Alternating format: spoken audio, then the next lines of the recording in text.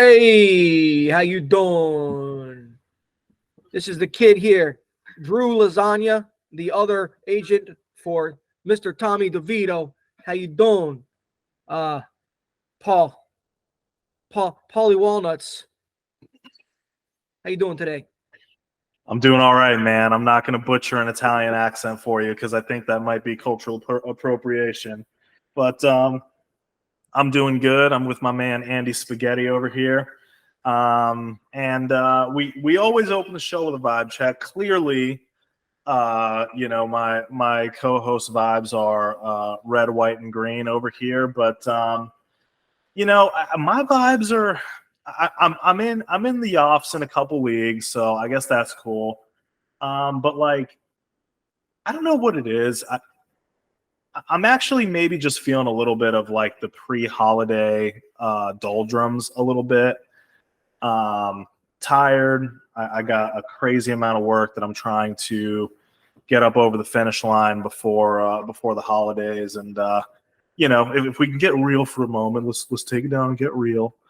I'm just ready for a break. I feel like between doing this, working, all other life responsibilities and other shit going on, I'm definitely tired. But y'all did not come here to listen to me bitch about my life. You came here to listen to me bitch about my fantasy team. So I will digress, and I will let my Paisano friend take it away. Indeed. And I will say you would not have done an Italian accent. What I do is not an Italian accent. It's an Italian American New York accent. Italians sound way different. Been to Italy, and even if you're from Italian descent, you quickly realize you are not Italian. It's a much different culture there. Same with being Spanish, by the way. Any other big country, yes. But I will say, my vibes, despite being awful in one league, as I've said many times, I'm cool with it. I have a weird feeling that I'm just gonna have my opponent's number and just win this week and not have to worry about last place. Now this could be my newfound love and just positivity about the Giants and their recent savior, Tommy DeVito. Man, I had to dress as his agent because what an awesome guy. And one thing I will address he's a cartoon character, bro. He's not real. He is not real. Not real. Real or not, I do want to address. This motherfucker is not real. I do want to address. It's funny. You see, and I don't get offended by it. I think Italian Americans are some of the few remaining that don't get offended by the stereotypes. We just play into it. It's fun, but they dressed like this as professional way. It wasn't just mobsters. It just got popularized by mobster movies. Like my grandpa, who is legitimately Italian. He lives in Italy now. When he was in the States, there's a lot of pictures of him in like the sepia tone, But people under 40 though? People under 40? I don't know. I don't know about he's that. A traditional guy. If he's a traditional guy, that's good. But my grandpa, he legitimately dressed like that. He was not a mobster. He owned multiple restaurants in New York City, and he dressed like this. Well, maybe not like this, but in the way, I'm emulating. He wasn't a mobster as far as you know. As far as I know. Allegedly, okay? No, but dude, the Tommy D thing is fun. It's just fucking fun. And the Italian stereotypes, I think it's just like, it's because you have fun stereotypes, and like I feel like as a culture it's embraced. It's like, hell yeah, we like our own food. Hell yeah, we like to dress how we dress. Hell yeah, we do the fucking finger thing. And we're proud people. We're proud people, especially because you've got the mixture of Italians being proud of who they are, New Yorkers on and top New Yorkers of that. being proud of who they are. And the mixture is a very proud group of people, which is awesome. It's a pride clusterfuck. It is, and it's fun. It's fun for the fan base. It's fun for Italian people, even if you're not a Giants fan. But I wanna read a Reddit post.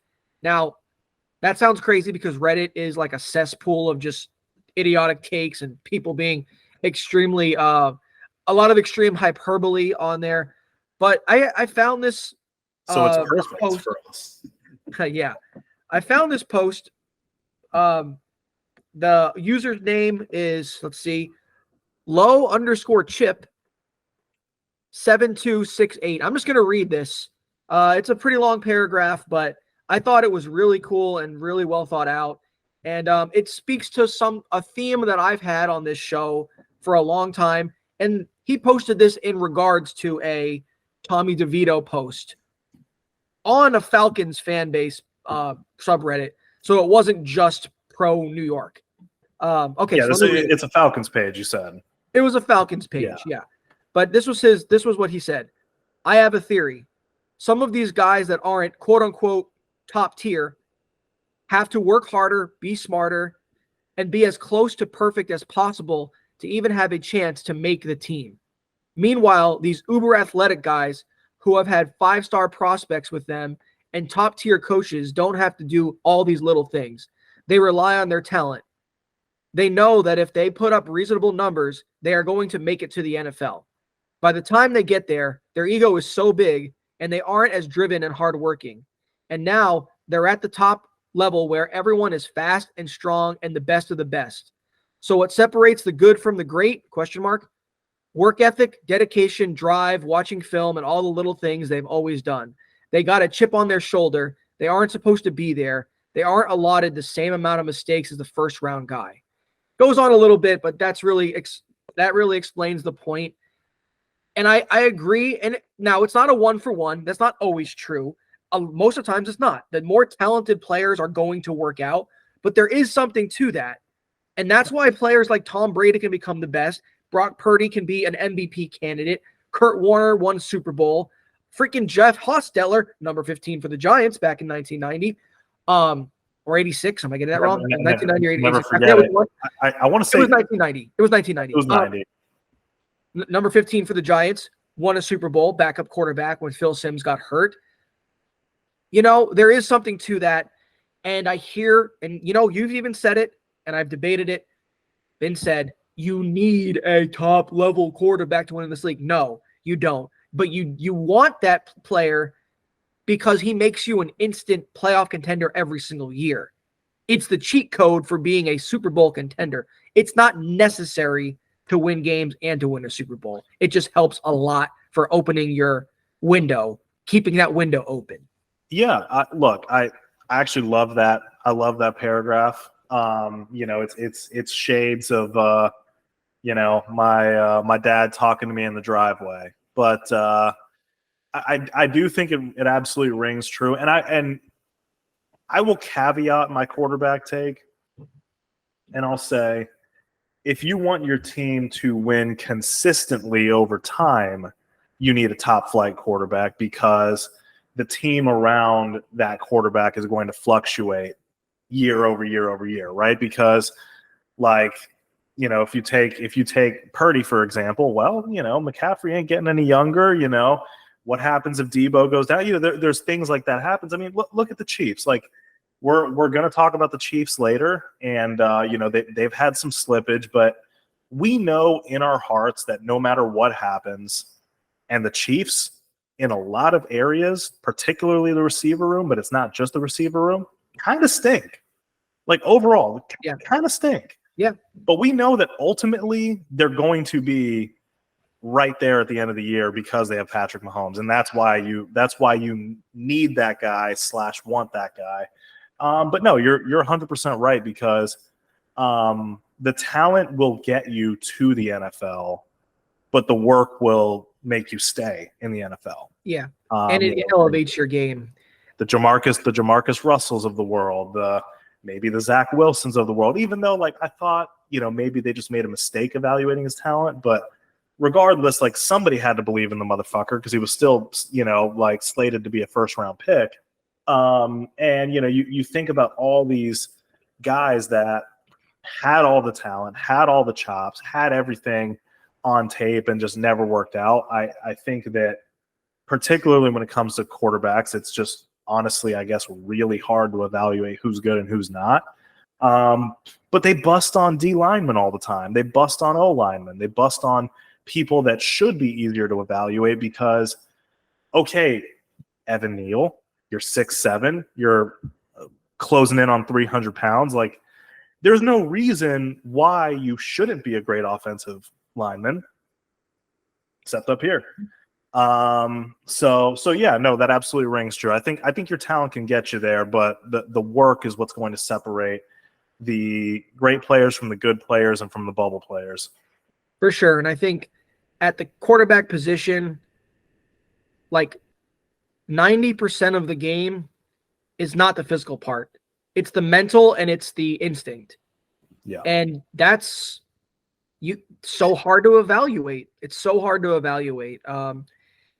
So yeah, I know that's a good long kind of rant about that. I'm excited about Tommy. How can I not be? But you got to keep keeping it in perspective.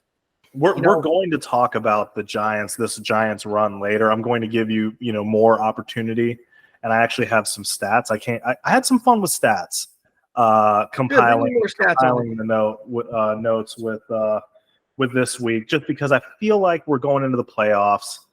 If you're in the playoffs, that usually means you got pretty good players. You should pretty much know kind of who you're riding with and who you're not riding with, but we're going to discuss some bubble starts and some flex starts as well. But some of these discussions are going to be a little more philosophical, but you'll see what I mean when we get there.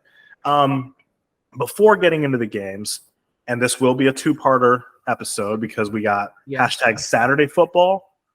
'Tis the season. 3 games on Saturday. Yeah. The NFL just wants our lives, man. Oh yeah, and they want me to get in a fight with my girlfriend. Fist fight. Because I had usually been able to get away with, like doing terrific lady Saturdays, to make up for me being glued to the TV on Sunday. But it's the playoffs. I'll take the L's in my personal life. It's the playoffs. All in. I'm all in. Dave, from 1:00 p.m. to 11:30 p.m. on Sunday, I will be slouched on the couch with my hands down my pants. 100%. So deal with it. One hand on the phone, refreshing updates. One hand tucked in the pants. We can have breakfast. Anyways, right?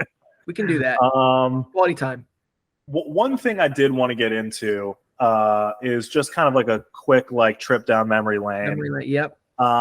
Reminiscing and reflecting. Like, okay, being in the fantasy playoffs, what is the best moment that we can remember? And I don't remember all my some bad moments. I just delete from my memory. But trying to think of the best moment from fantasy playoffs come and gone, and the worst moments. I'll let you start off with a good one. Let's start on a positive note. Start with the positive note. Okay. So my best fantasy playoffs experience was probably a good about 9 or 10 years ago. It was the second year of the fantasy league that I started. There was a there was a manager, I'm the commissioner, that he had won the first inaugural year, and he had taken me out of the playoffs the previous year. Early rivalry. Yeah. I was matched up again with him, and it was the quarterfinals. Remember, I used to go to Buffalo Wild Wings a lot. You were there from time to time with me to watch all the games, because that was I don't know, that was just the way. Red Zone, I don't even know if it was a thing yet. No, because Red Zone was not a thing in those days. I think Red Zone, what did that fire up? 2013, something like that, 2014. So this was pre-Red Zone. Pre-Red Zone, yeah. If you wanted to watch all the games at once, then you had to get the Buffalo Wild Wings early early. If you were not there by like 11:30, good luck finding a freaking seat anywhere. Yeah, I mean, it was right. Bunch It of was fat right by. bastards in backwards baseball caps. It was right by University of Central Florida, the one we would go to. So it was a lot of bros. So But many yes, bros, so including fantasy. The 1 o'clock games had went by, and the same guy was dunking on me, and I was like, "You got to be kidding me! This son of a bitch is gonna take me out again, and my team is gonna put up a dud again." I remember having Andre Johnson who did like nothing. I had some other running back, terrible. But then the 4 o'clock games came around, and I had the Panthers defense, which at the time better, had a good game, had like 20 points. I had Des Bryant playing against, I want to say, the Packers. He hit 2 touchdowns and over 100 yards, which my league has always given a bonus for 100 yards or more, hitting that 100-yard thresh mark.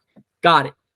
And then my man, my favorite fantasy player of all time, Mr. Jamal Charles, scored not 1, not 2, not 3, not even 4, but 5 touchdowns 1, against the 2, Raiders. 3, 4, 5. 5. He was the 5 best players in the world in one game against the Raiders.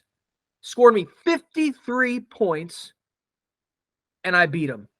And that was What a feeling! such an exhilarating rush. Probably the reason I'm still playing. I remember that game. I remember that situation.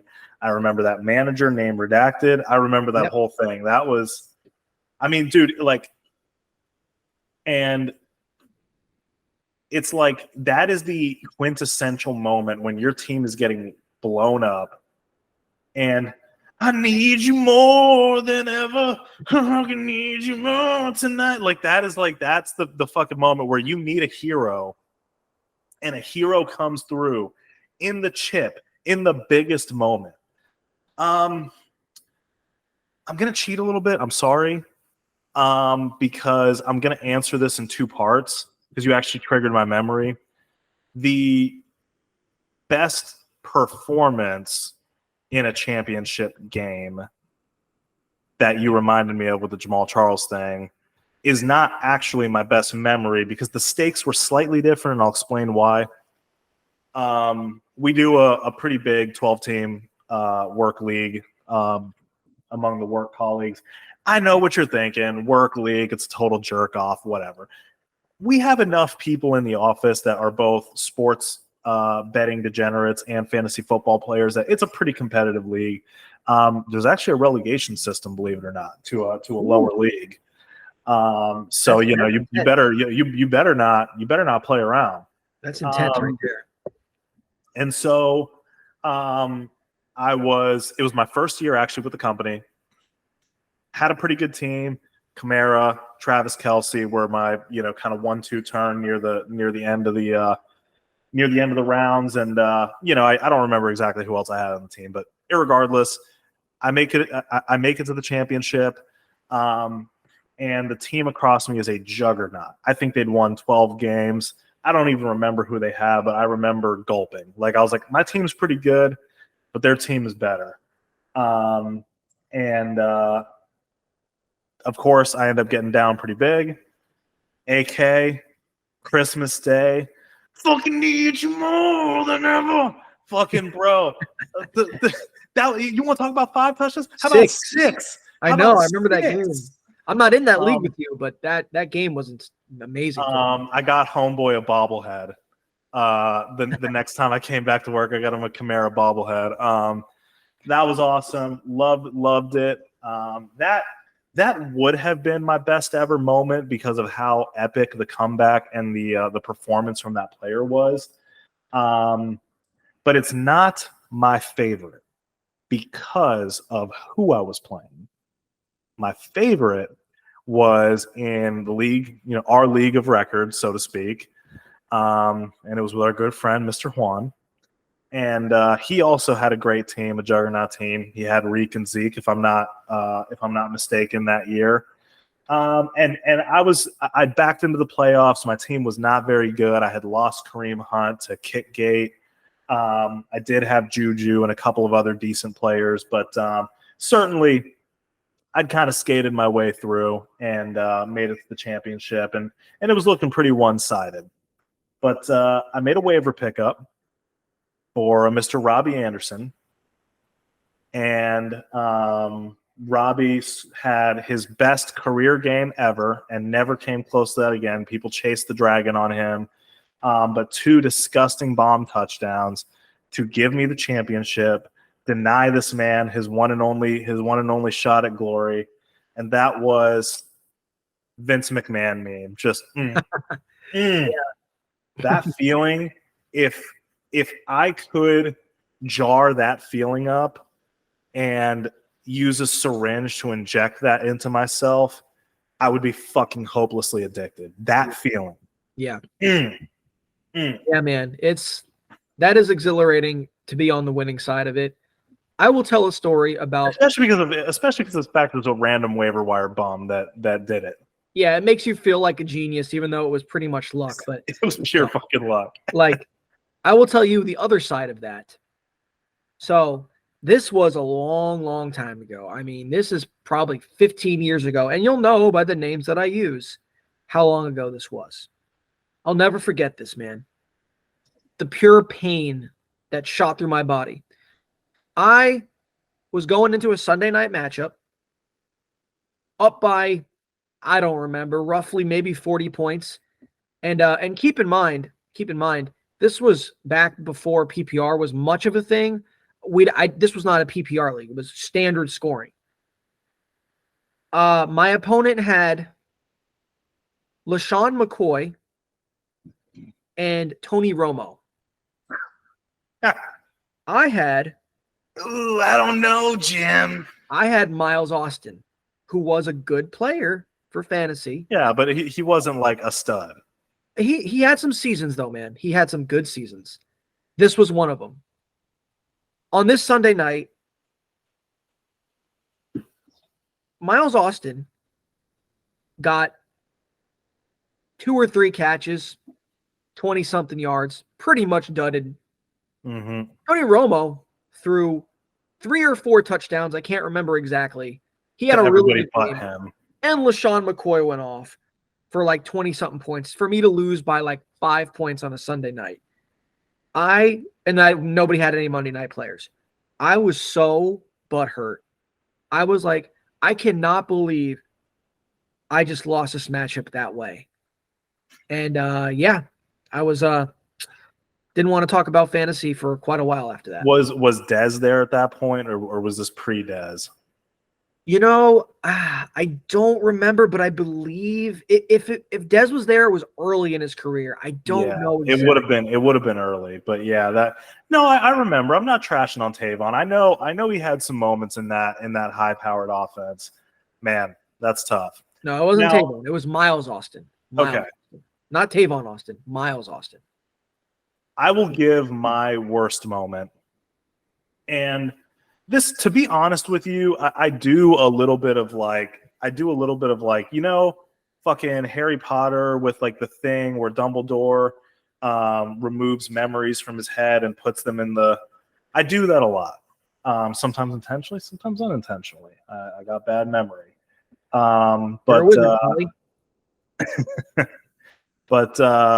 Yeah, this probably is not the worst beat I've ever had, but it was the most memorable one that's seared into my head. So I had a great team. I was pretty early in my fantasy football playing career.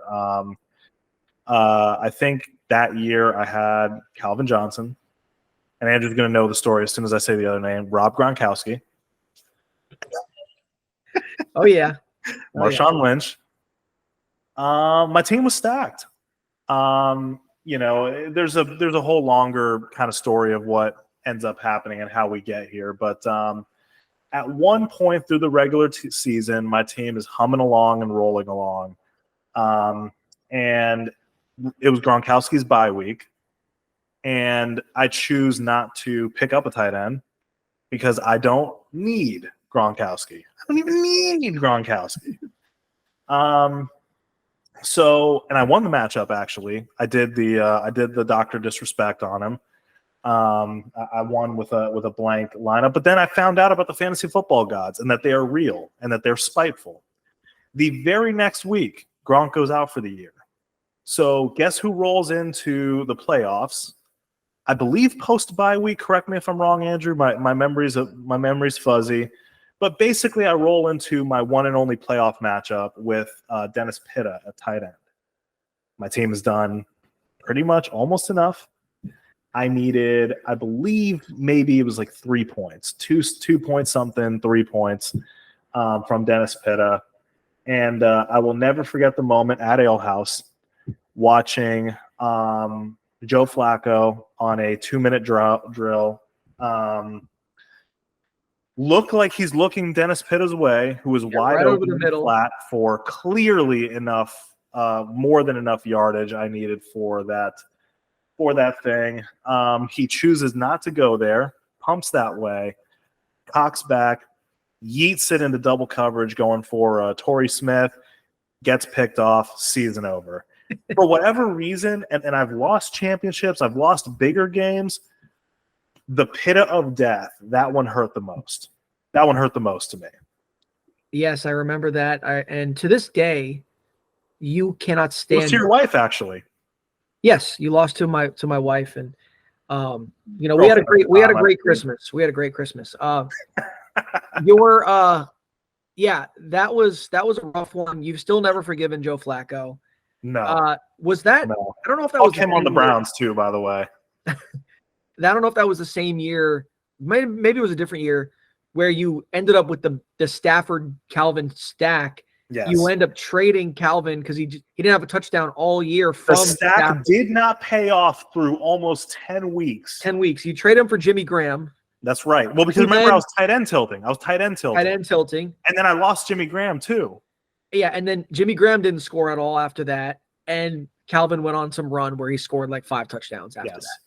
So, yeah, well, I forgot, and I spared the audience the in between of that. But yes, there was a, hey, let me get Jimmy Graham. He's really good too. He'll fill in that tight end spot. No, he's done too. Yeah, fantasy's cruel, man. But let's get into these games, dude, because we've been reminiscing and theorizing and all this stuff for quite a while. Let's get into these games. We're gonna get up to like 8 or 9 games in, and we'll do a part 2. But let's get started, man. Let's do it. Woo! We are going to start with the fucking worst game of the week. Yes. Thursday Night Football for many of Thursday you. Night turd ball. This turd will have already passed. Thank God. R.I.P. J. Herb. You didn't deserve this. You didn't deserve to go out like that. You didn't deserve to have a season like that and or be tied to this team further. And on top of that, it actually sounds like Keenan Allen's not going to play either. Yeah, he's like officially out, actually. So it will be the what is this douchebag's name? Easton Stick, aka the hockey stick, is what people have been calling him. Easton hockey Stick. Brand, Easton. Yeah, that's an unholy marriage of baseball and hockey. Dude, yeah, I guess you can start Eckler if you have to. I don't have a ton of confidence with his recent play and how like stupidly nerfed this situation has been. He should get a ton of passing volume. That's the only yeah. Which you can see it, right? You can see that scenario happening. Him being like 12 reception his way to like a decent game. Yeah. What about Palmer coming back? Seems like he would be Mr. Necessary. Don't care. Off an injury with a crappy, unproven quarterback. Nah, I'm going to pass on that.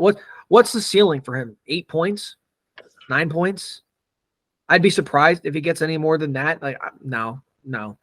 So are you starting anyone from this game? Must start. To me, like, I think if you have Eckler, it's like, okay, you're starting Eckler.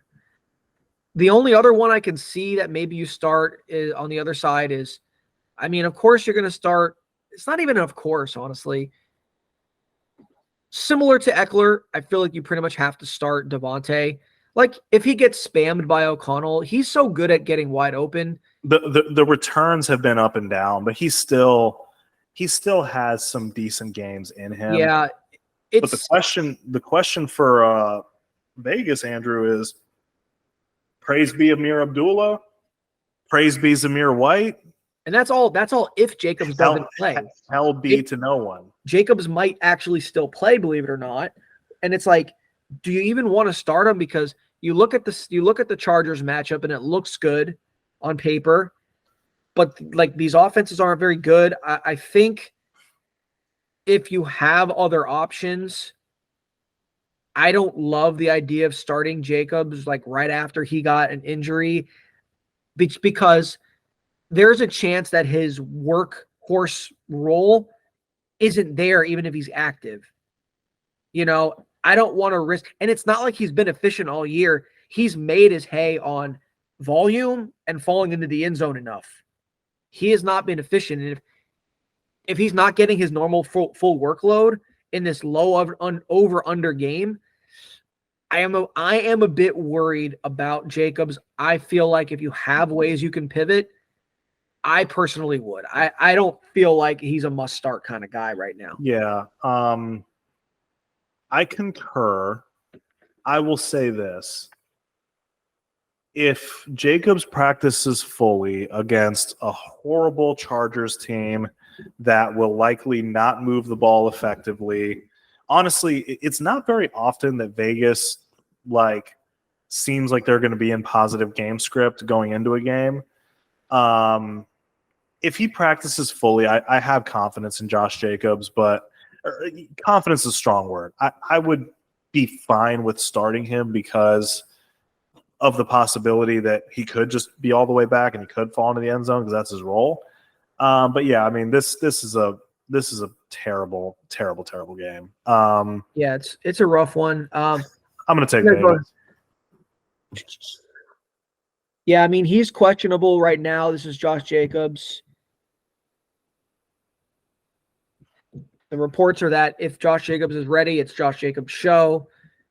It's a bit scary, but you can play him. You can play him. He's just not a must play. Taking Vegas or taking LAC? Oh, it's Vegas. Yeah, I felt like 3 is pretty easy to cover. I mean, the Chargers were a sus-ass team even with their good quarterback. Yeah, I don't think anybody's on this team's moving the needle for them. The Raiders, to me, better coach team. Defense has been a little bit better. I gotta take Vegas in this one. So before we get into the first game on the Saturday slate,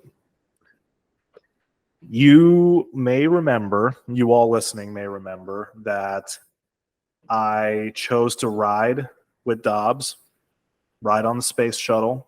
I encouraged everyone to do it. The rushing upside, Justin Jefferson's coming back. He's been good in games before. Well, I launched into space on the Dobbs space shuttle, and I blew up right off the pad like the fucking Challenger. Too soon, bro. Way too soon.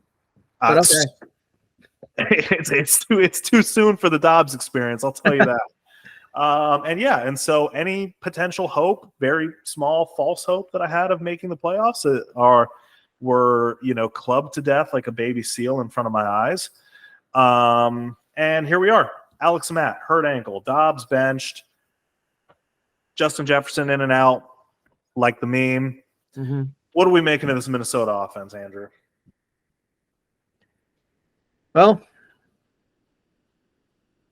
you're hoping that Nick Mullins can find the guys you want him to find. You're hoping that Jefferson gets crazy targeted. You're hoping that Addison can somehow get behind the defense and score a touchdown. You're hoping that I'm going to guess here that Madison will be out. Like, any excuse for the Vikings to not have to have him on the field is probably a good thing. Ty Chandler, I think, just is a better player for them. And Ty Chandler, I think, has a good opportunity here to be heavily involved. He's like him, and I'll never not play Jefferson. I'll always put Jefferson in my lineup because he's Justin Jefferson. But yeah, I feel like Ty Chandler is going to be a good play in this game for Vikings, and you start Jefferson because he's Jefferson. Yeah, well, I mean, Hawkinson, of course, too. You can start. Of course, you can start Hawkinson. Is he even playing though? Is he hurt? I don't need to get back up on this injury stuff. I think Hawkinson. I'm pretty sure he's playing. I don't think he was going in with an injury, but I could be wrong on that. I wasn't really looking at it. Dude, if a manager was able to survive the pseudo goose from Justin Jefferson, that's got to be a scary proposition, throwing him back in there for the first round of the playoffs.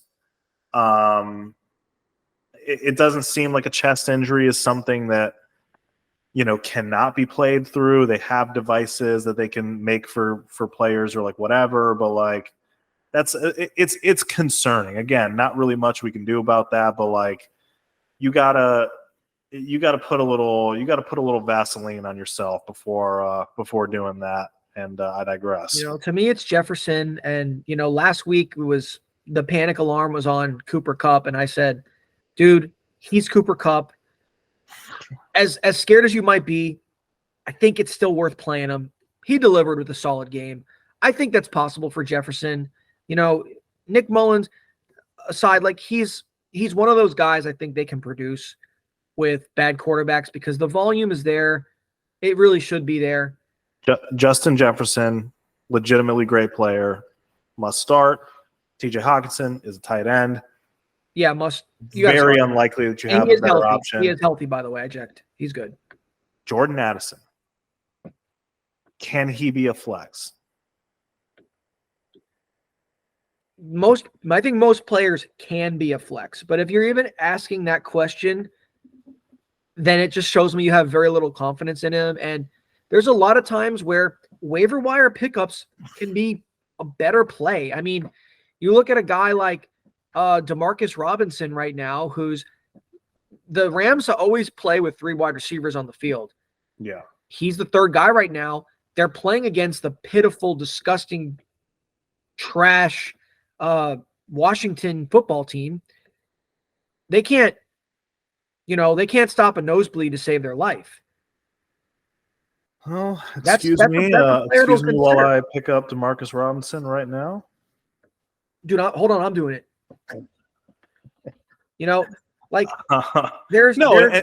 So we're saying that I feel this way. By the way, I'm benching him even on my terrible team. Yeah, I mean the number 2 wide receiver with Nick Mullins, hashtag third string quarterback, is a very scary start to say the least. Yeah, I mean Addison too, like he really hasn't produced double digits since like week 8 or so. He's been a barely flex worthy kind of start, and Nick Mullins isn't gonna inspire any confidence, unfortunately. So yeah, that's really it on this side. I think their defenses play a little better. Their defense has been playing really well. They would have got fucking blown out because they couldn't score at all. If their defense wasn't playing well. That's true. Brian Flores has turned that defense around. Jake Browning, listen, he threw 3 touchdowns. They were all screen passes. Don't get too that's kind of the second week in a row that we've been saying that.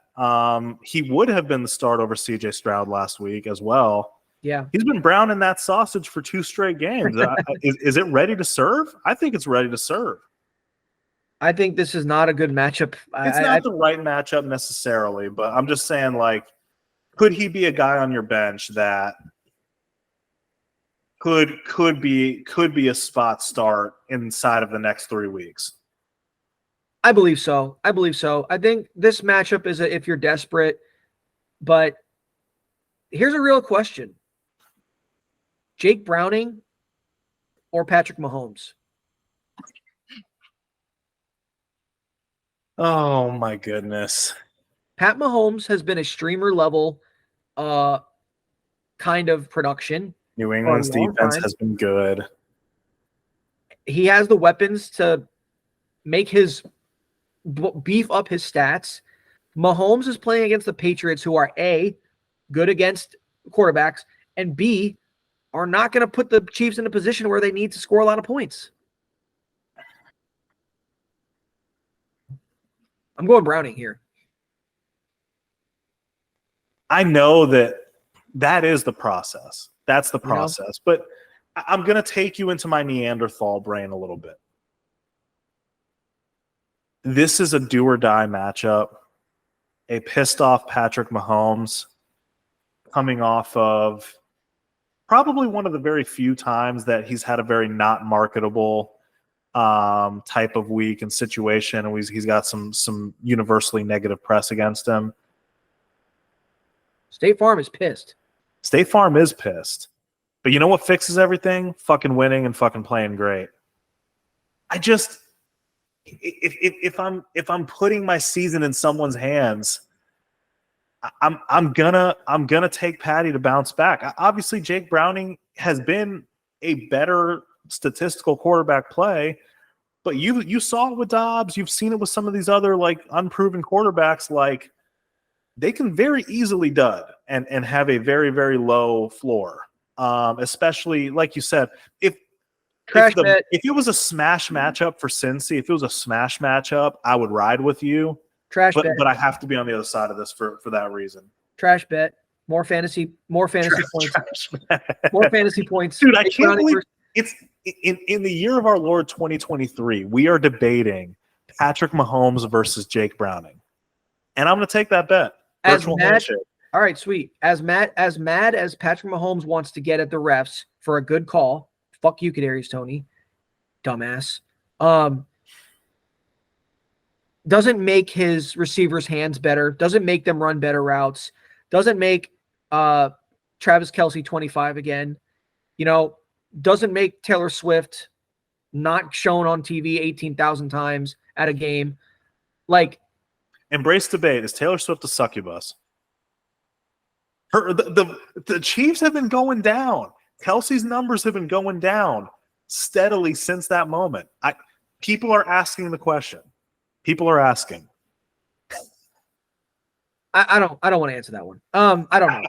But dude, listen, all that matters to Patrick Mahomes, I think at the end of the day, is going to be not his stats, the opposite. Winning the game.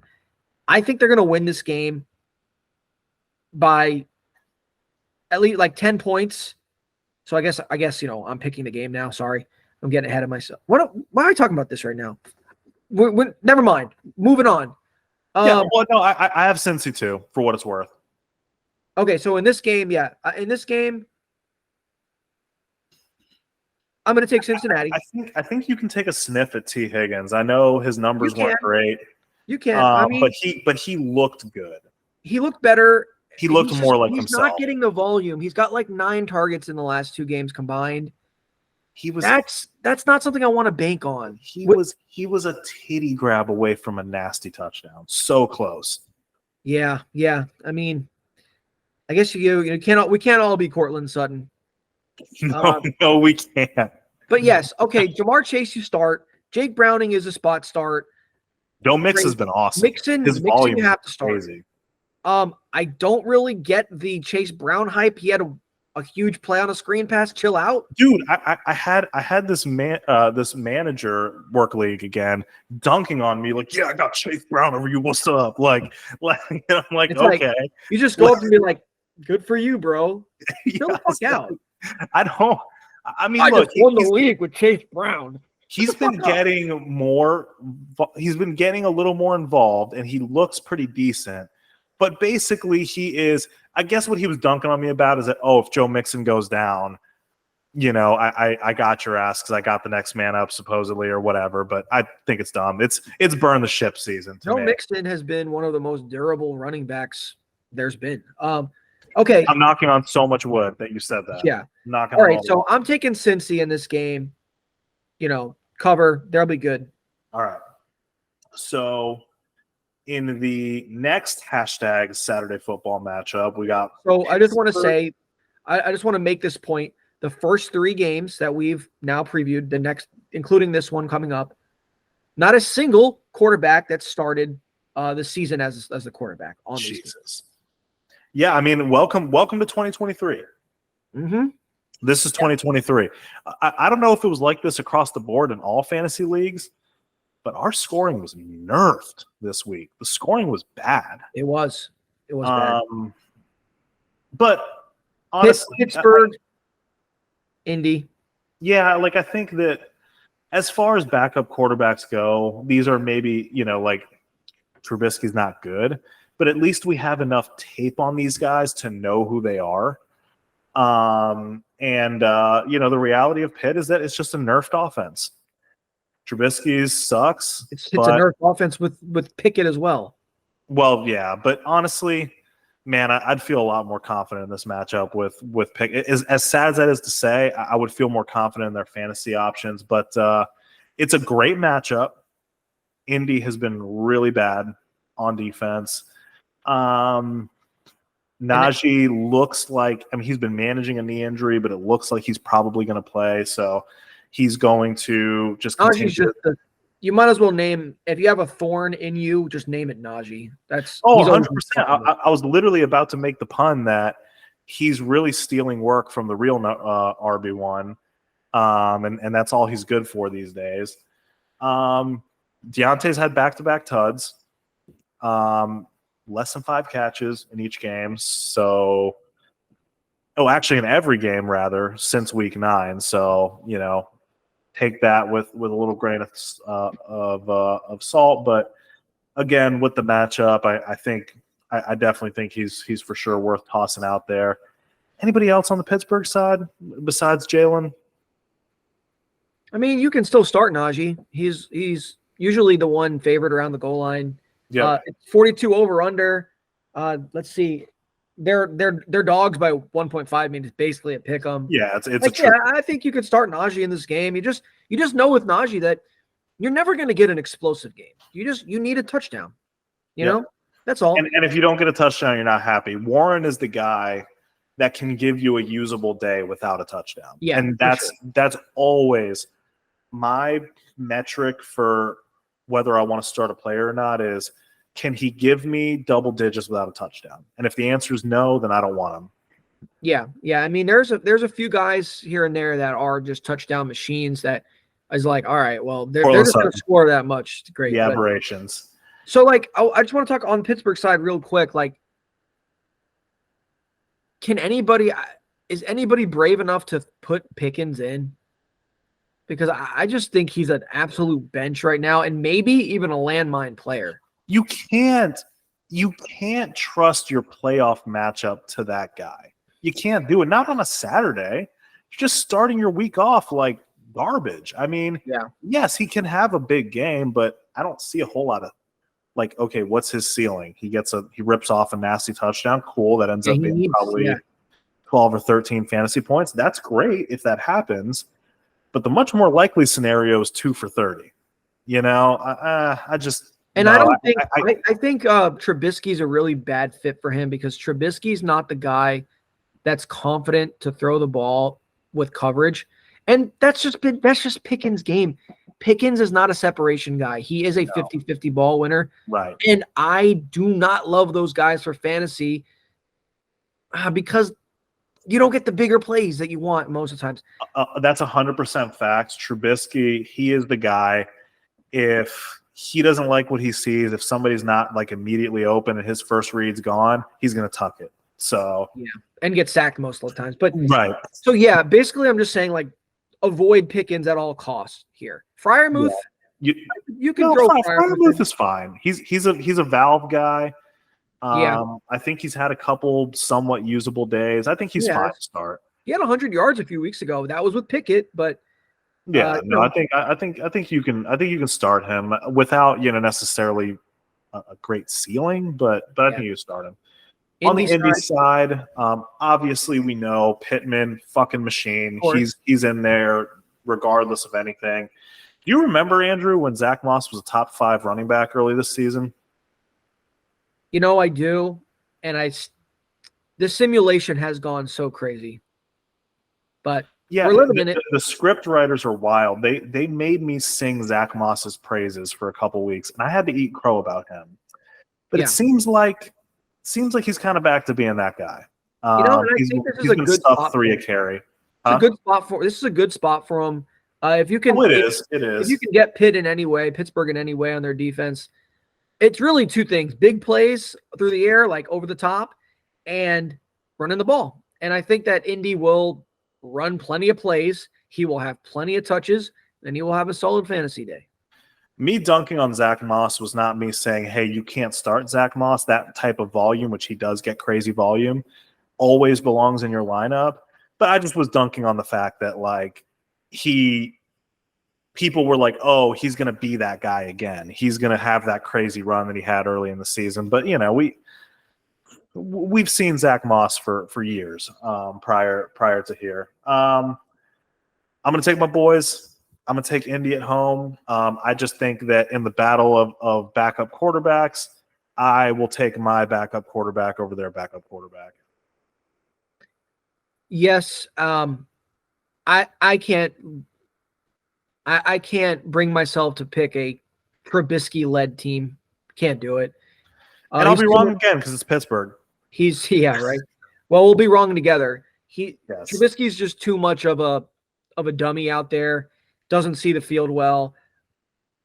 Minshew has his struggles turning the ball over, and that ultimately can be the difference in this game if Minshew just makes one too many mistakes. But I don't think he will. I think their game plan is going to be pretty safe because they know Pittsburgh's offense is going to be crap.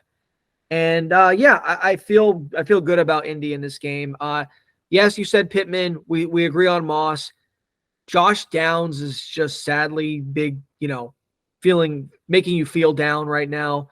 And he's not getting the same kind of targets he was getting before. He's got to be benched. No, and the offense just isn't as good. When this offense was really firing on all cylinders a few weeks ago, there was just enough love. There was enough scoring to go around. Yeah. And it seems like they found something with Alec Pierce now finally as well. Yep. So he's eating into those Downs targets. No more consolidation, which is what we like. Right. Exactly. Love it. So we actually have a good over-under to talk about on this next one. And the quarterbacks that are still alive. We have starting quarterbacks, actual, honest-to-God starting quarterbacks. Yeah. Maybe not elite starting quarterbacks. We'll take it. But nonetheless, we will take it. We'll fucking take it.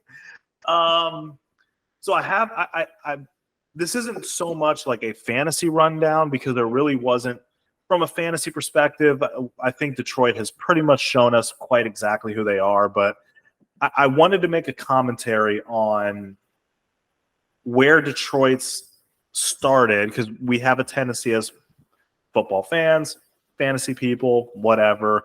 We have a tendency to take luck, especially from the beginning of the year, which is totally natural because that's when we're observing things for the first time through the first 3 weeks of the season. Detroit was 5-1 to start the season. They had that big bang road win in Arrowhead. Mm-hmm. They went on a tear, 5-1, fucking awesome. And then I want to go through the 7 games that have happened since that happened. Blown out by the Ravens. Okay, Ravens are great. That's somewhat understandable. Bad days in the office happen. Then they had a tight one against the McDaniels-led Raiders. Okay, they escaped that win, whatever. A field goal win over the Chargers. Don't like that, especially looking back now. Another field goal win over the Bears. A loss to the Packers. A one-score win against the Saints, but watching that game, it actually they were in control of that game pretty well. The Saints backdoored, so that was actually a good win, and then a big loss to the Bears after that. After the bye, Goff has had 9 touchdowns against 8 total turnovers, and I just think that the Goff that we used to kind of troll on the back end of his Rams tenure, we're kind of seeing that guy more and more. So No real fantasy analysis with this, but I think the idea and the take lock that a lot of people have of the high-powered Detroit Lions, I don't think that's the Lions we've been seeing in the second half of the fantasy season that we saw in the first half of the fantasy season. Yeah, and I think a lot of it too is while Goff has been screwing up more than he was before, for some reason their defense has just kind of lost themselves. They've been giving up a lot of points. They've been giving up a lot of big plays. Like Christian Watson had 2 touchdowns against them before he got hurt in that big loss on Thanksgiving. You know, it's they've been very underwhelming on the defensive side of the ball. But actionable things for fantasy, maybe you don't start Detroit's defense, but you still start Amon-Ra, of course. Yep. Of course, don't have to say that. Both running backs are in. Sam Laporte is in. Whiskey Dick is flaccid. Don't Whiskey do it. Dick is flaccid as they come. He's shriveled. I wouldn't bother taking another shot on one of the random other guys out there. And, that's it. So what about Goff himself? Goff himself? Because he's still on a lot of rosters. They're at home in a decent over-under game. Yeah, you could start Goff. I mean, with the state of QB right now, so many injuries, maybe you had Herbert, maybe you have Goff on your team, whatever. Just pick an injury. You got it. Between injured quarterbacks, underperforming quarterbacks, you can start Goff at home in a high over-under game. Of course. I'm with you. He's a borderline top 12 play this week. If you don't have another awesome option, I think you can throw him in there. But the way Detroit plays, they don't like to throw on the goal line. I wouldn't expect a big game.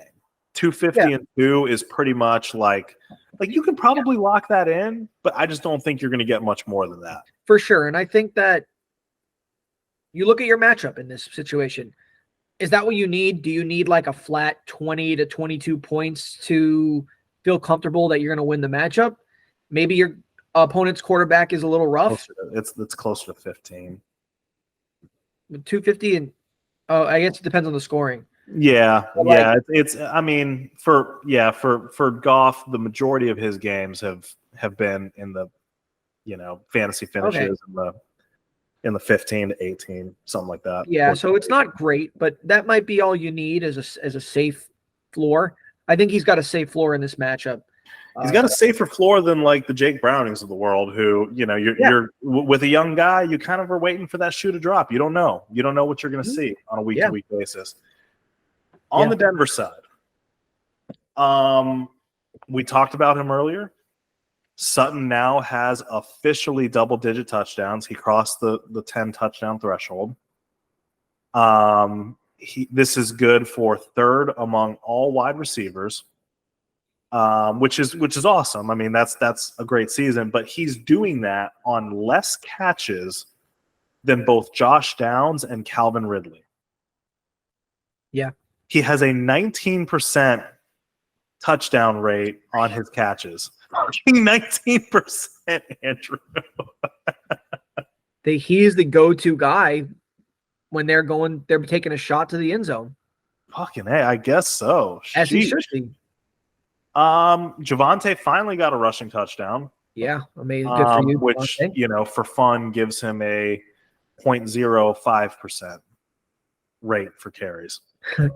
So, startable assets in this game. Sutton, of course, because he just keeps scoring, and until he stops scoring, play him. Sutton and Vontae, and I think we just talked about the landscape of quarterbacks. If you want to, and you know what, he's been a high teens type of guy in 4 points touchdown scoring, passing touchdowns all year. Well, if that's all you need for a baseline, you can start him. Super flex, startable, but not someone you're excited to play. Russell Wilson, he just doesn't have a ceiling. It's like, no, he somehow finds his way to like a touchdown and a half. That's about what you can expect. Yeah. He's going to get one. You hope he's going to get two.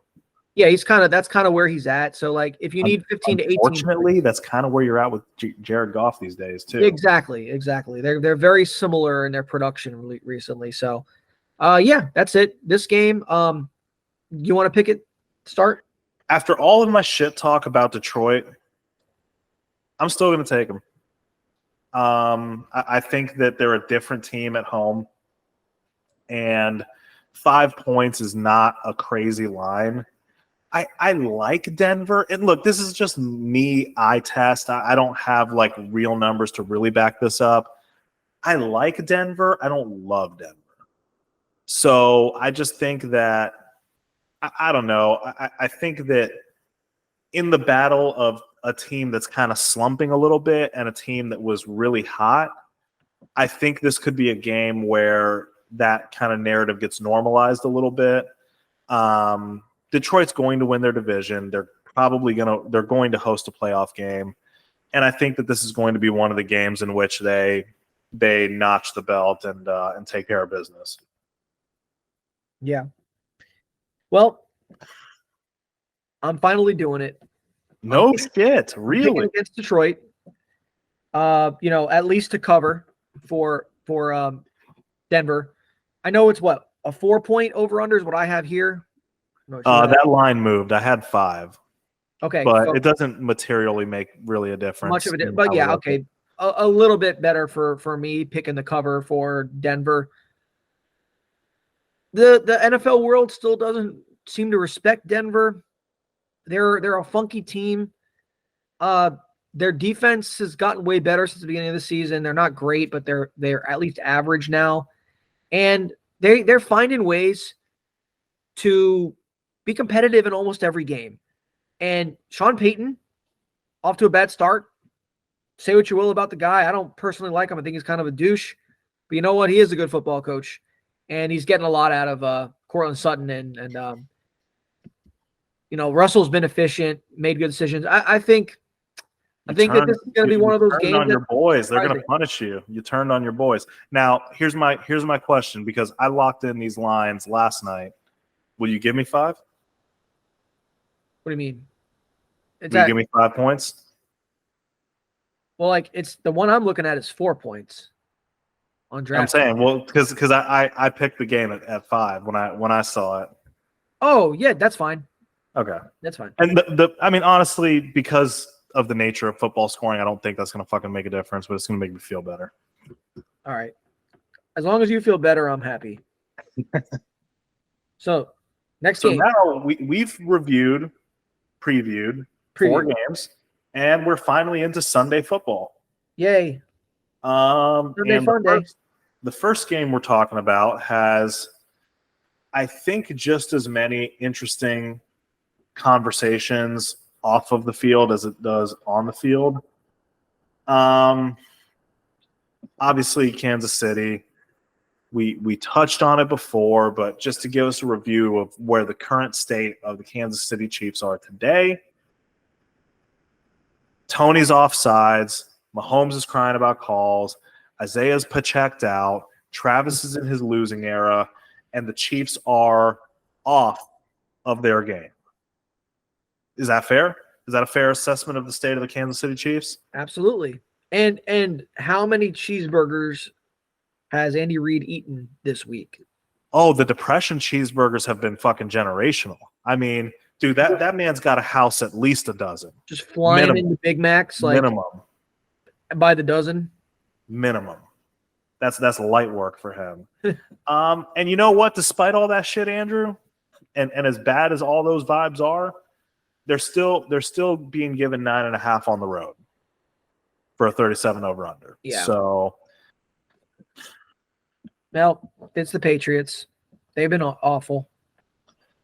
Yeah. Well, Zappe shocked the fucking world and threw for 3 touchdowns. It's the Steelers' way, man. They fall into trap games all the time. It's just what they do. You know who his leading receiver was? Yeah, Juju. Former team.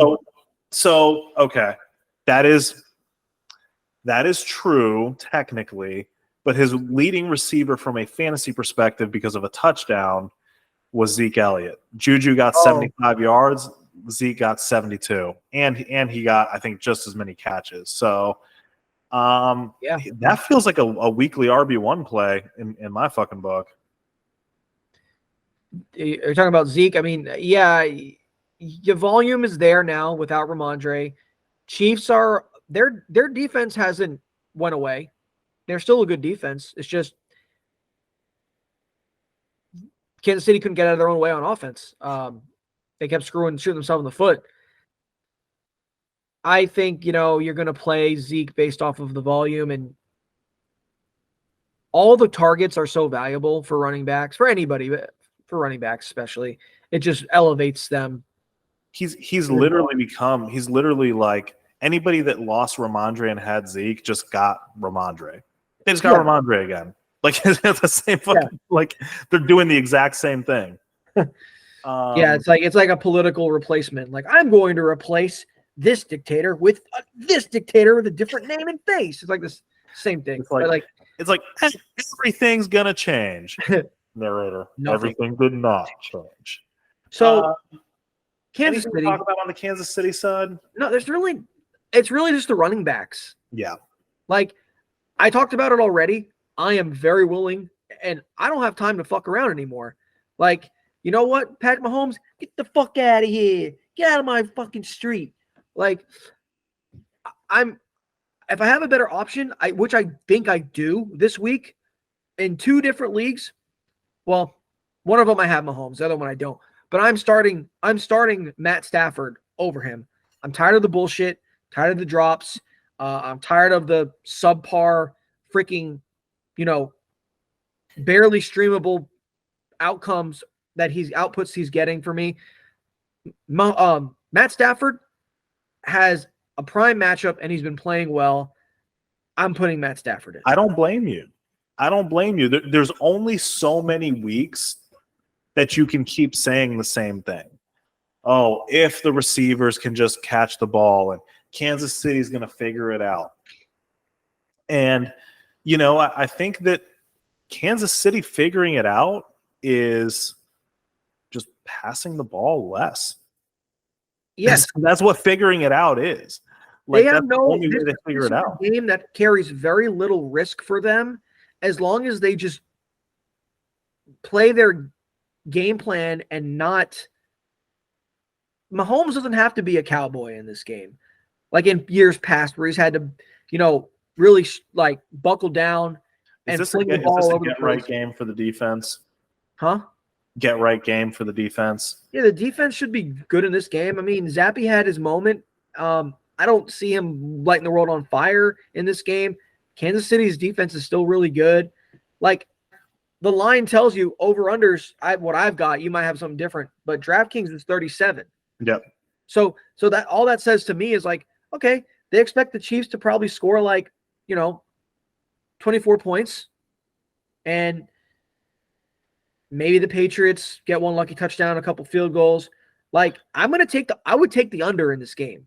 Yeah, well, it very well could be. I mean, both offenses have been struggling. Yeah, that's an implied point total of basically one score and a touch or one touchdown and a field goal, essentially for the Patriots. So yeah, I mean, I guess to wrap it up with the running backs, I think McKinnon honestly just looked better than Allaire. Allaire did get some good volume. He got a lot of touches in a game where we expect Kansas City to be conservative, to play keep away, in theory to beat New England pretty handily.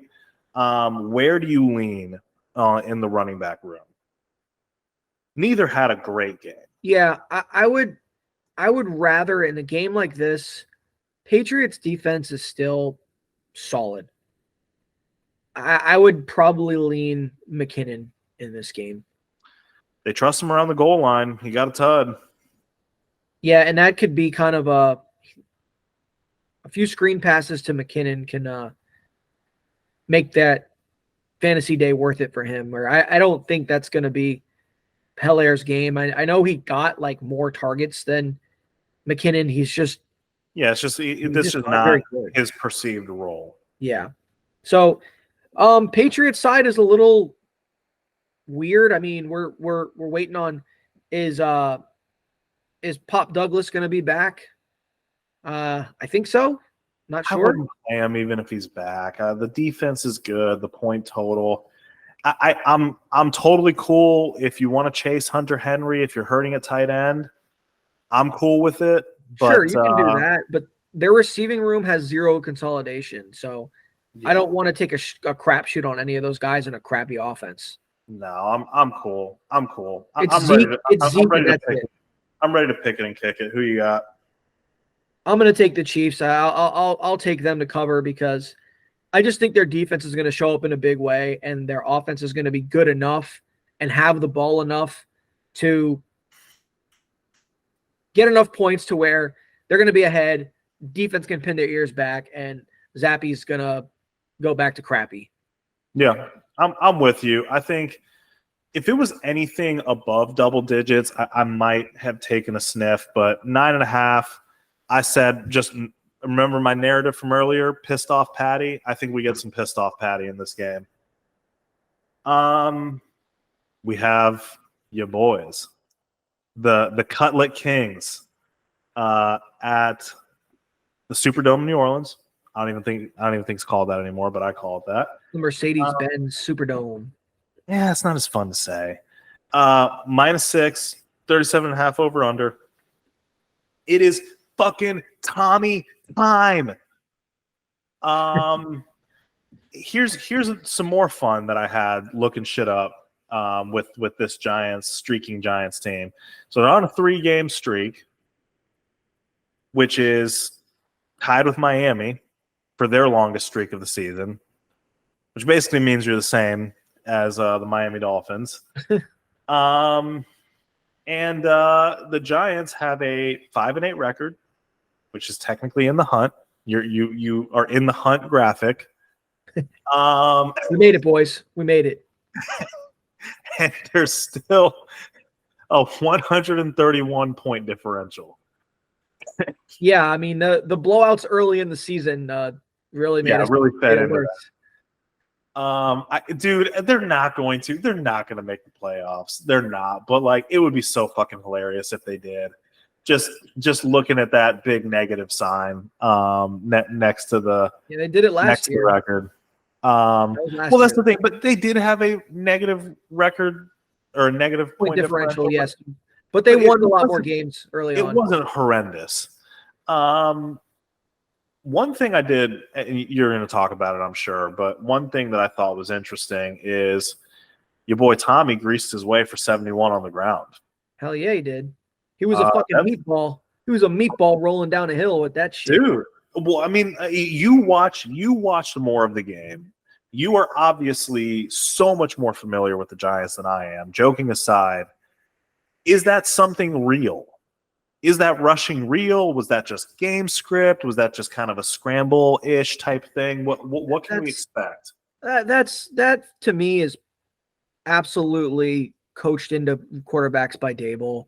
I mean, Josh Allen has always been a runner. He made him an efficient runner. He made Daniel Jones an efficient runner. He's now making Tommy DeVito an efficient runner. He loves his quarterbacks to be able to have that in their arsenal because it's the most efficient play by EPA basis in football is the quarterback non-scripted scramble. It is the most efficient play in football. Look up the stats. He wants that as part of his offense. How many times do we see players like Lamar Jackson, Jalen Hurts, doesn't matter. I mean, Josh Allen, Mahomes, they keep drives alive with their legs. It's huge. It's huge for an offense. I think that's Dable being like, dude, step up in the pocket, and if you've got a lane, take it. It's absolutely, it's something they should all do if they're capable of doing it because, dude, it's always there. It's always there. Like, especially this soft ass zone that Green Bay likes to play. They don't have their guys are over the middle. It's like they're backing other linebackers are backing. Quarterbacks don't get rocked. They always get the cushion hits. So yeah, 100%, man. Like you would have to be a desperate son of a bitch to want to play Tommy D. But I do think that is something to watch in a horrendous quarterback world. Something to watch, something to look at. I don't Keeps think he's running. viable in Keeps one the quarterback pace. leagues, but Huh? I don't think that Devito's viable in one quarterback leagues in this matchup. But like super flex 2 QB leagues, Yeah. absolutely. 100%. Yeah. Fucking, he has a pulse, doesn't he? Yes. New Orleans, I didn't really have a lot to talk about with New Orleans. Maybe you have a couple topics, but like, I just really don't understand this team. They obviously find ways to win. They found a way to win last week, but like they're just still like unwatchable to me. It just doesn't look like a good football product. Somehow it's still sometimes effective. Start AK, start Olave.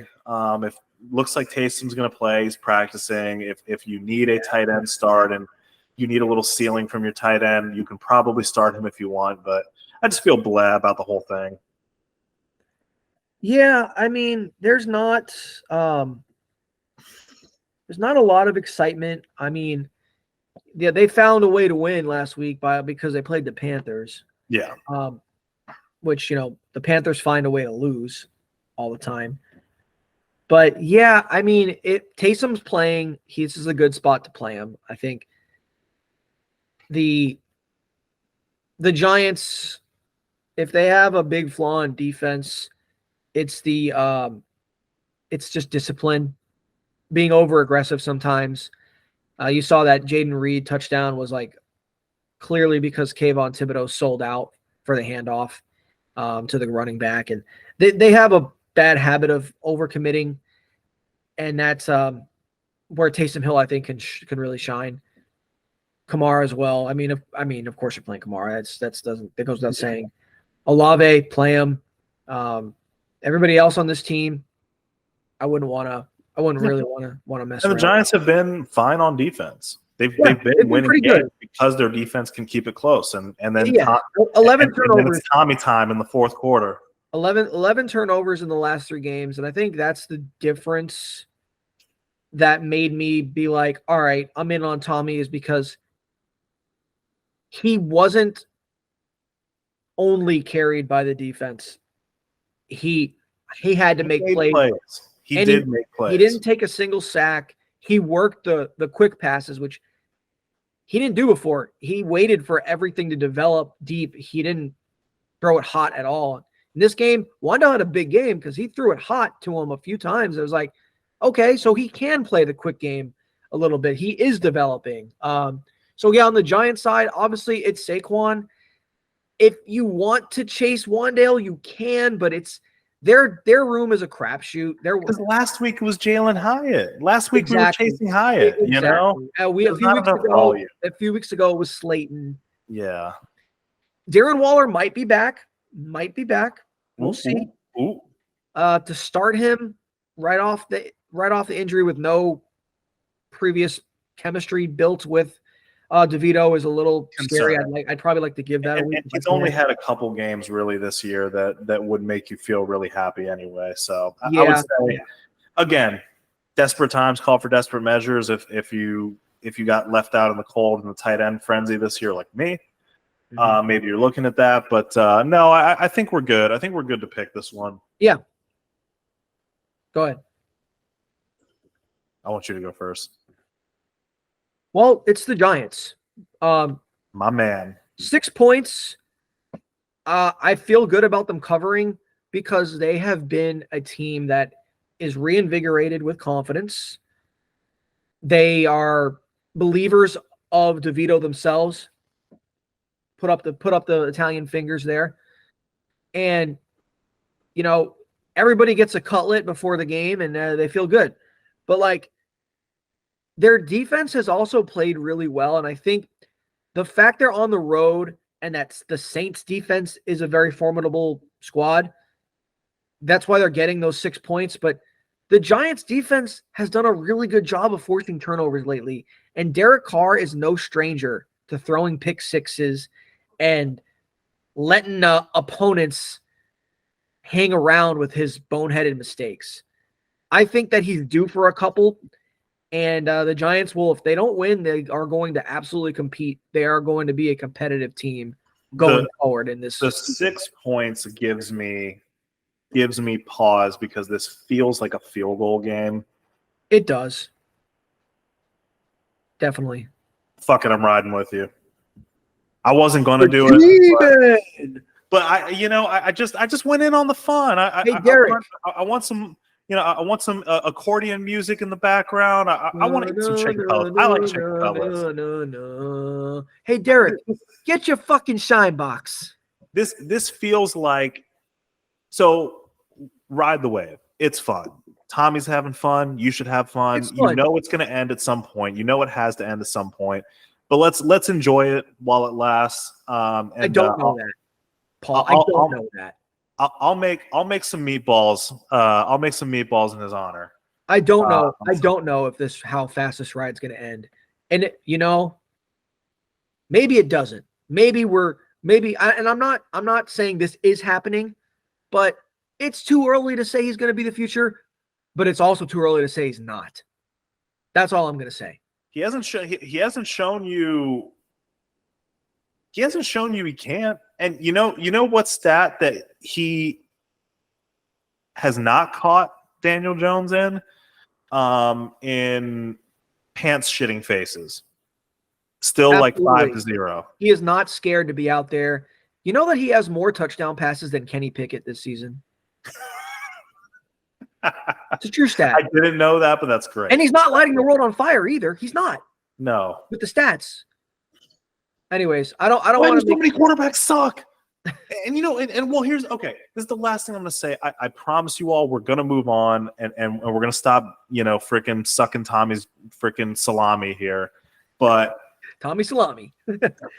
Yo, put that on a t-shirt, bro. Make sure it's phallic too. But I will say this. The Tommy DeVitos of the world are showing me, the Brock Purdy's before that, and there were other guys out there.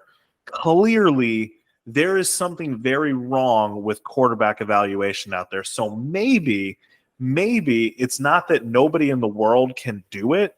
Maybe we're giving the wrong guys the opportunity to do it. Maybe. It is not a position that thrives purely on a big arm and athleticism. You can't do a combine for a DT. I want a huge ass dude with a mean streak. Yeah, and he'll probably be okay. Yeah, he'll probably be fine. There's a lot of things that it's just a different. It's a different animal for a game that's full of physicality and speed and just mammoths of men. The quarterback position is such a different thing, but they play the same game. It's very odd. Football be weird. Be weird. And he doesn't have the measurables of even a Zach Wilson and things like that.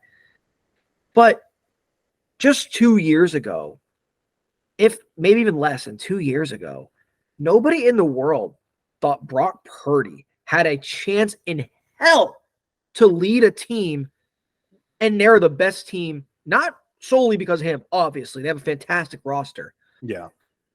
But he's leading a team. He's getting MVP votes. Yeah. No, look, it can. No, you're right, bro. It can happen. Purdy, not to get too mushy and narrative-y here, but Purdy did tell us it's always possible. It is possible. With Tommy, it is possible. I feel like the more likely scenario is that the magic will start to run out at some point, but you know what? It doesn't have to.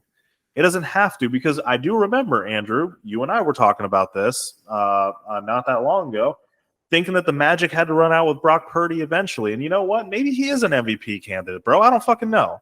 I was literally even saying last week, maybe, that we needed to take those accolades away from him. But the reality is he's got plenty of air yards too. So maybe he's just actually really fucking good. Maybe having functional arm strength and speed and being able to quickly read a defense and being coached well and having good weapons makes you really fucking good at football. Yes. Tommy needs more of those too. We're moving on. Giants. All right. 77-0 Giants. But you know what? Okay. I'll say this. We have spent a whole lot of chunk of this season skipping Giants content and negative Giants content and shitting on the Giants, they've earned a little bit of salami sucking the last few games, in my opinion. Whatever happens after that, and we'll be there for it. But for now, it's good. It's good vibes. So we got the Jets visiting warm and balmy Miami, Florida. Miami. We got Miami favored by 9, despite choking and fumbling the bag this past week. A somewhat decent over-under at 39, but clearly I think that Vegas is thinking that the Jets defense is going to contain this team a little bit. And Zach Wilson looked kind of good. Yeah, he did. He didn't like morph overnight. He had a good game. He doesn't have he is capable of good games. Yeah, he doesn't have anything to lose anymore. I think he feels like I'm on my way out. No matter what happens here, screw it. Just play loose and let it go. Whatever. Wait. I have a theory. I have a theory that just came to my mind. Have we unlocked Zach Cutler? The fuck it, Zach Wilson? Have we unlocked that? That's actually a good comp, though. I can see that. Like Zach Wilson without the fear turtling up in the pocket actually has some slinging ability. Yeah. And that could be fun for fantasy. And he's probably been overcoached in his career. And not only overcoached, but gotten different coaches for a long time. And that screws you up. That's the thing with Daniel Jones too, man. He's been overcoached to the point of paralysis by analysis. Yeah, and he needed it. And then it just unfortunately with the Daniel Jones and probably with Zach Wilson too, it's just not enough. It wasn't enough. He's not the guy. Yeah. But that's interesting because if that's a possibility, I'm not going to talk about the Jets too much from a fantasy perspective. It's Brees and Brees and Garrett, and we know I'm worried about Garrett with the secondary as well. Yeah, the secondary is pretty decent, but hey, Hopkins found a way, right? But they play a lot of zone. Zach, the Wilsons will connect on plenty of catches. It's just, what does it go for? Yeah, like what is the ceiling? We don't really know. I think you have to start him no matter what. But I will ask this. Miami has been riding a whole lot of people's benches or riding in their DST spot in general because they've actually been good. Set up for this moment in the playoffs in week 15, including mine, selfishly, as a smash DST start. Given what we saw last week, given the potential vibes that we're talking about, that we could have a more fuck it style offense. Will Levis just scored on this team pretty handily. Is it still a smash DST start? People out there in the fantasy community are scared. Yeah, I'm not going to be scared off a Jets matchup in Miami because of Zach Wilson having one respectable game. And Miami looking a little sus, though? They might look sus, but Zach's still going to make mistakes. Zach's still going to take the sack. They're going to find ways to pile up some defensive stats that's going to get you points. I don't care. They don't have to post a shutout for them to be a usable fantasy defense. Atlanta versus Carolina or Miami versus the Jets? I don't know, man. I hate relying on Atlanta. That's just a personal bias. I always seem to get burned by them. They do on the road have a tendency to fuck some people up. All right, Kansas City v. New England, or Miami v. the Jets. I would take Kansas City. I think they're just the more consistent defense. And Bailey Zappi's. It's Bailey Zappi. He's gonna. I don't know what Bailey Zappi's gonna do, but I don't think he's gonna. He looked good for a half last week. I have a tendency to agree with you.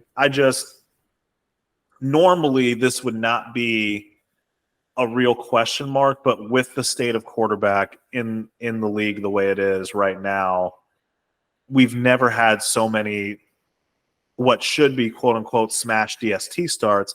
And your whole matchup might come down to the right DST start versus the wrong DST start. Because DSTs be scoring right now, bro. And we got like 15, 20 points coming from DSTs. And it's also just a crapshoot. You never know. Whoever gets that defensive touchdown is like on cloud nine. It makes up for a lot.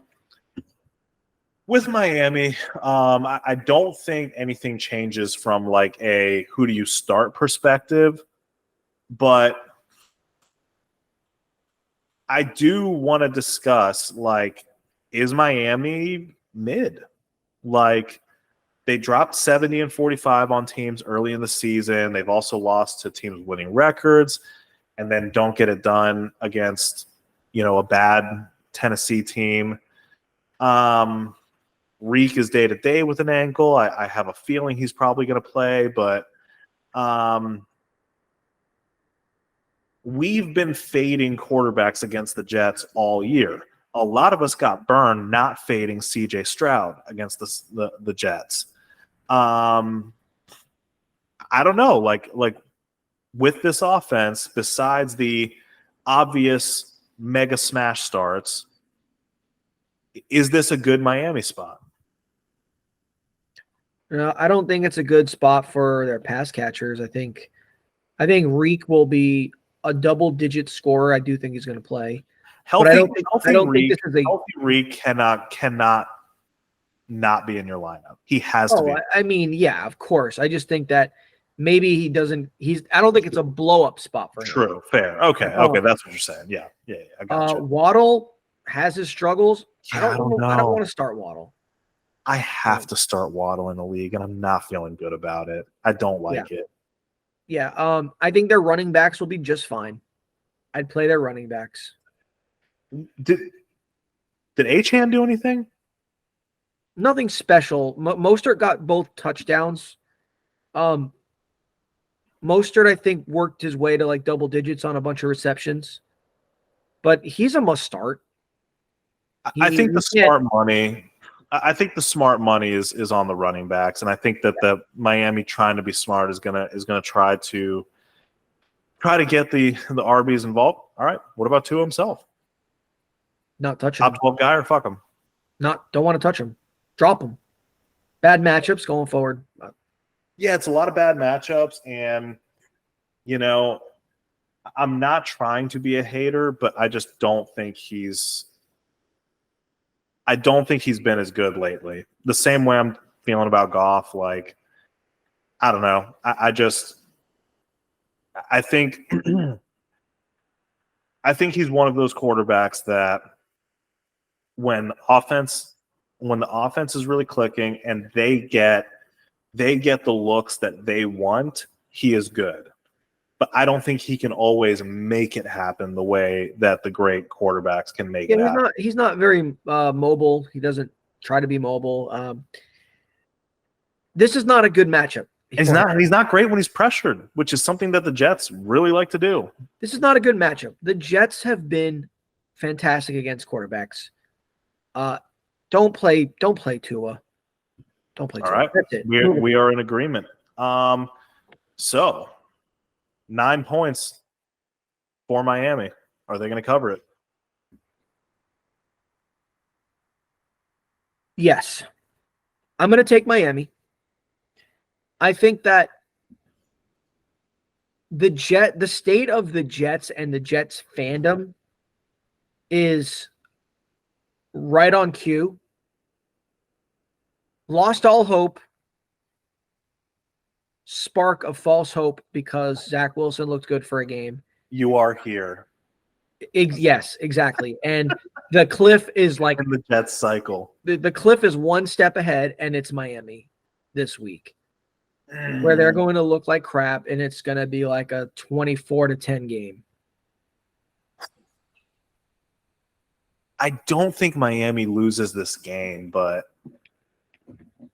why do I get the feeling that it's close? Pick who you want to pick. I think it's close. All right, you got the Give me Jets. the Jets. Sweet.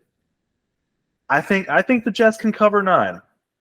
I think they lose because they can't score, but I think their defense makes Miami look kind of bleh. That's the game script. That could happen. I'll take the under too. Sweet. So we got Chi-Town visiting Cleveland. 3.5 is basically a pick 'em, but I guess it's a shade over a field goal. So they do favor Cleveland here. 37.5. Fucking, Joe Flacco off the couch. He's back in our lives. He's back in our lives, unfortunately. The man that I do not like. Again, another kind of weird thing that it's like, okay, if guys like Flacco are like hanging around out there and can give us usable quarterback days, what are these teams doing? I think some of these fucking teams that are quarterback spiraling could get a little more creative. But for Cleveland, I guess Ford went in and out with an injury on his hand, but it sounds like he's going to be fine. Amari Cooper had 14 wacko flacco lame targets that yielded a total of 77 yards. Disgusting. And David Njoku went off. You chasing that? I don't think it's a chase. I think that his numbers, his target numbers, his overall ability, his necessity in the offense, David Njoku's a start going forward the rest of the year. Absolutely. And yet another tight end I missed out on. I just can't. I can't waiver a tight end to save my life. Chicago on the other side of the ball, they made a freaking statement last week. I think that defense, the new defense since Eberflus took over, I think it's for real. Montez Honestly, Sweat kind of reminds me of the Colts defense from a couple years ago. Yeah, that doesn't look the same. Montez Sweat was a good trade to them. Huge shot in the arm for them. DJ and Justin like consistently made big plays and have been making big plays together. So that's definitely something that we got to trust. Yeah. And I asked last week, if you remember, I asked you last week if it was Khalil or if it was Roshan. And somebody told me don't talk too soon because it was fucking neither of them. Yeah. As I said, stay far away from the Chicago backfield. I think Foreman could just be the guy for them. I mean, when he's been healthy, they you're right. I'm not trusting a fucking do or die matchup with it, but I'm talking more kind of in generalities. I think that Chicago kind of pretends that they want to be a certain kind of team, and the hammer up the middle type of running back guy, I think, is just kind of like who they want to be when they're winning games and when they're at their best self. So I guess that's like more of their game plan. But yeah, I mean, actionably, anybody who chases Donta Foreman going into this matchup is going to be pissed because it's going to be somebody else, and they're just not going to produce very much because Cleveland has good defense. What are you going to do? Start a like part-time running back that doesn't catch passes against a really good defense? Like, no, dude. It's Fields. It's Fields if you know he's startable for sure, and it's DJ Moore, and that's where it ends for this offense. Despite the fact that Cleveland's defense is really good, and I can't remember homie's name, their corner that's really, really good. The fact that he's coming Denzel back. Ward? Denzel Ward. I don't know why I couldn't think of him. DJ is just a guy you cannot not have in your lineup. Yeah, you gotta have him in there. He can beat Denzel Ward. I mean, it only takes a couple plays to have a good fantasy. Yes, and especially with his penchant for the big play. Yeah. One more game to talk about in part uno of this preview. We got ATL at Carolina. Oh, amazing game. This is a classic NFC South showdown. Love it. One of my favorites. It's they're giving Atlanta 3 on the road against the sad sack Panthers. Only 3 on the road. 35 over under. On the Atlanta side, Ritter targets are whack, but if Drake can get enough of them, he can do something with it. He had a big ass game. Bijan, obviously, always got to toss him in there. A name that I have not even uttered and mentioned on this pod, Kyle freaking Pitts. He's had a couple games against the terrible Carolina Panthers. Can we give him a shot? Can we trust him again? And I say we as in I'm asking for myself. Yeah, I think Arthur has kind of leaned into play your studs a little bit more. And yeah, I mean, weird how that works. Well, he still lost last week, but he did lean on those guys. I don't love this spot for the pass catchers of Atlanta because I think that it's going to be a lot of ground and pound. I actually, believe it or not, going against my typical attitude towards Atlanta, I actually think they win this game pretty handily. And I don't mean by like 20 or 30, but I think they're going to be controlling the game. It's Carolina. So, spoiler, I picked the game already. Yeah. But like the game script, I don't think is going to fall into the hands of their pass catchers. I think that Ritter is going to throw 1 touchdown. I think that they are going to have a rushing touchdown, and they're going to have a couple field goals. I think it's going to be like a 20-10 game. And yeah, I don't love the pass catchers. I think they're going to be capped in this game. But Drake London, you can absolutely start Drake London. You can start Kyle Pitts and hope for the best. Maybe they get enough yardage.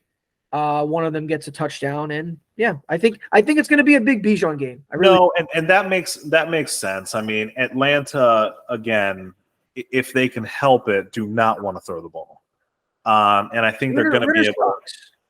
Yeah, they're going to be able to avoid that. I think this week. So I agree with you.